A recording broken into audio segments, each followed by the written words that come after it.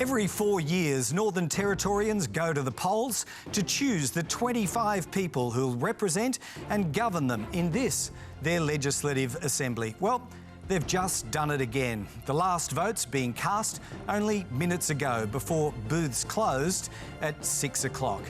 Now, 4 years ago, we were inside that grand parliamentary building bringing you all the results, but not this time. COVID-19 is forcing us to get inventive in our coverage. Two of us from a very safe distance here at the ABC's election hub in Sydney. The rest of the team on the ground within the Territory's borders. Together, we'll bring you all the results and expert analysis, just as we always have. I'm Greg Jennett. Welcome to NT Votes.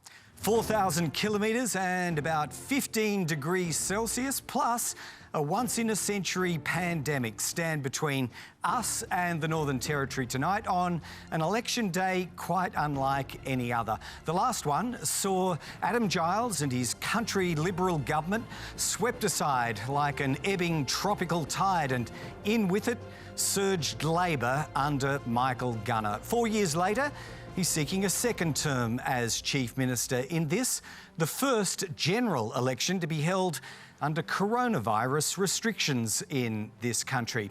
NT border restrictions have framed the campaign, but they're also why our election data centre has been set up here in Sydney. But some things never change. Of course, our chief election analyst, Anthony Green, is one of them. He's here as ever to do what he does best, which is bring us the latest tallies and make sense of them as they come to hand. So, Anthony, why don't you lead out with the starting position, the current state of play in the Northern Territory Legislative Assembly? Well, this is the battle for the Legislative Assembly of the Northern Territory. 25 seats, 13 seats for majority.